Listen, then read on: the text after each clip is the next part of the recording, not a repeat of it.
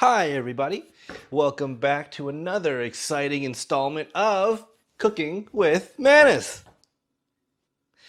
So, today we're going to be doing patsiu. Patsiu means stir-fried soy sauce noodles. But it's comfort food. I think it's quick. I think it's easy. There's really no wrong way to do this because it's stir-fry noodles. So, what I'm going to be showing you is how I do it and how I put it together the way I like to do it. So again, your daily disclaimer: I am no chef. I don't know what I'm doing. This is what I'm doing. You should not follow along. Okay? Golden rule of making noodles: you need noodles. So flat noodles you can find in your Asian supermarket or Asian grocer. For our vegetable today, we are going to be using some baby bok choys.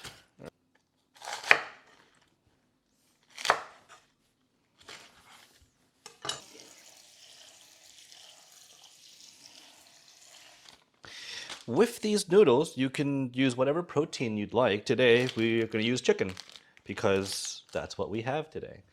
So in terms of seasoning and flavor, it's stir-fried soy sauce noodles. So, of course, soy sauce. Um, we like to use sweet soy sauce. It's pretty good. Okay. So what you're going to need is, so this is sweet soy sauce. Um, There's another bottle with the same label, but this one says sweet soy sauce and it's blue. You're also going to need oyster sauce. Again, you can find all these at the Asian supermarket. Any oyster sauce will do. There's so many brands. At the moment, this is the brand that I have. Also, today we're gonna need some sugar and pepper. I usually use ground white pepper, but I kind of ran out, so it'll have to be black today. And of course, sugar. 2 eggs. Okay. This first, then this.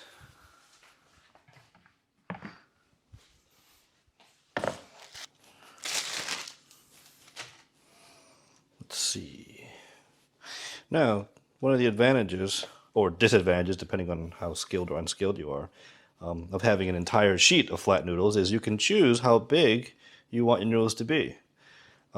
And how big should they be? I don't know. I just cut them to what I think they should be.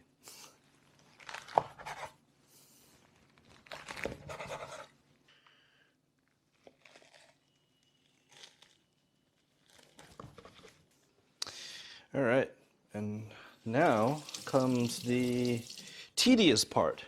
Now, this is a part that I usually skip. You're gonna find out soon for obvious reasons. I usually skip this part, but I'm gonna do it today because it does make a difference in the way it comes out later and the way it tastes. But I can totally understand if you want to skip this part. If you're making this stuff for you and there's nobody watching, there's nobody eating with you, then you could probably skip this part. But if you do if you do go through this, then you'll understand it does make a difference. It does make the dish taste better. And again, when you cook for people you love, you want to make it the best you can. So you go through this and you take this one extra step. So after you've cut the noodles, what you want to do is go through and physically separate each noodle apart if you can. This is going to be oily. It can be pretty oily. It can be tedious depending on how many noodles you're making, but in the end, when you separate the noodles individually as best you can, it's going to taste so much better. As I've learned, there are no shortcuts in life. When you cook for people you care about, you want them to have the very best, so you don't skip steps. You make it the best it can be, and that's really what this is. Separating these little noodles, each one like this, is really making this dish the best it can be. And honestly, it doesn't take that much time. It's really, I mean, depending on how much you're making, it doesn't take that much time. You're really just separating each one, and it does get pretty oily, and depending on how fresh the noodles are, they can be pretty squishy and kind of gross. But think of it this way: they're going to taste that much better in the end, and that could be the difference between something good and something great. You know what? I'm forgetting something. Garlic. How can I forget about garlic? How do I cut the chicken, or any protein for that matter? Bite size. I have to say, cutting and chopping is therapeutic. Sometimes this is my favorite part of cooking. Just the whole chopping and cutting part, you know? A lot of times I'll play some music in the background and turn this into karaoke hour. But that's not what you came here to see, is it? That's for a different video. All right. New cutting board, new knife. Because I forgot one of my favorite ingredients, and that's garlic.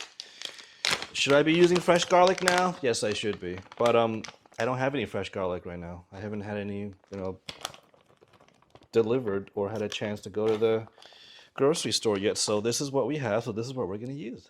Before we even get to the pan, this is what you're working with. You got your vegetable, you got your protein, you got your noodles. You can't forget your garlic. That's very important. And I throw in 2 eggs for texture. So this is really all the breakdown of the main ingredients of pad see ew, this noodle dish, the stir-fried noodles.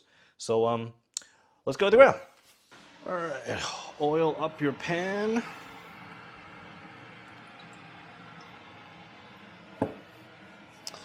Now keep in mind, this is a stir-fried dish, so you do want this to be hot.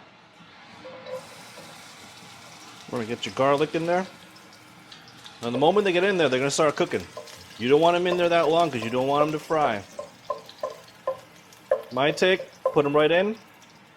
Get a little flavor out of the end of the oil, and you're good. You're gonna see them start to brown right off the bat. Right off the bat. Now, I'm adding chicken or your protein. Now at this point, every time I add something, I season or flavor. So there's some of that.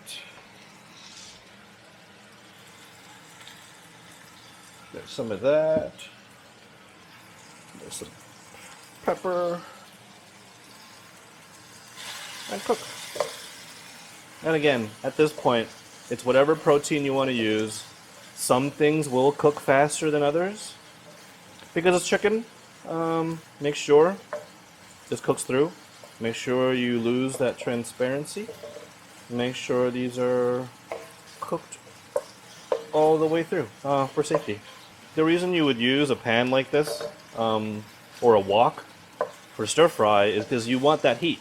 You're cooking a lot of stuff all at once, and you want to cook evenly, so you want that heat. That's the advantages of using like a wok or something this big, this size. So now, as I'm going through, I'm seeing I don't see any more translucency. It's gonna looking pretty good. I think we're pretty good. I think we're cooked. So next step, I make a little circle in the middle. Now, you can add your noodles. Throw these in here, and again, my mantra. Every time you add an ingredient, you gotta season it, you gotta flavor it to balance it out so you don't get anything bland. Again, I have a heavy hand when it comes to oyster sauce and sweet soy sauce because I believe you can never have too much. Get some of your ground pepper in there, and this is when I start adding my sugar. Now at restaurants, you're going to see them add a whole lot of sugar, and it's going to be pretty scary. Even this can seem scary, but quite frankly, it's not.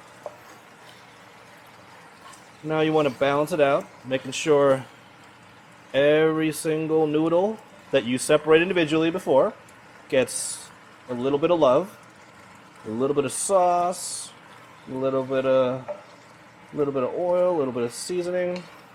This is usually the part when a skilled chef would do the whole flippy thing and flip the whole thing back. But I don't know how to do that, so I'm basically going in and manually turning stuff upside down. Next step, we're going to throw in our vegetables. And again, when you add an ingredient, you're going to season it.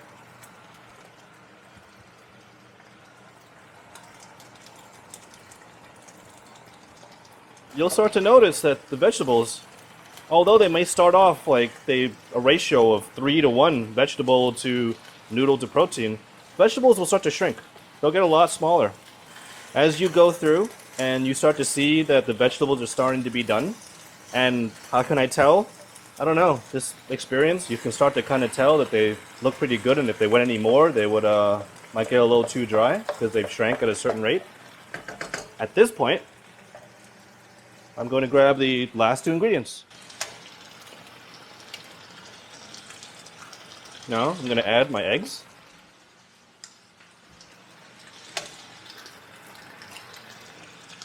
Alright, so I'm going to make sure I mix them up and make sure that every single part of these noodles are touched by these eggs. And the eggs are really there for texture. They bring everything together and they make the noodles sort of creamy. It adds a little bit to the sauce as well. But as you can see, the noodles, this dish is starting to glow. Starting to get that nice shiny look. You know, once you get it from the restaurant, when it comes piping hot out, this is what they look like, right? Yeah. Again, be all fancy, throw stuff in the air. I don't want to burn my hand or my face, so we're not going to do that right now. At this point, they're pretty good. They're pretty done.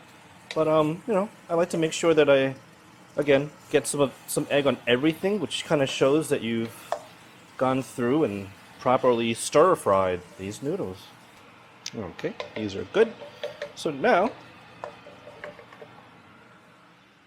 here we are.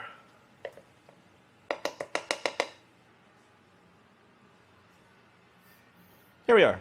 So, comfort food, right? Super simple.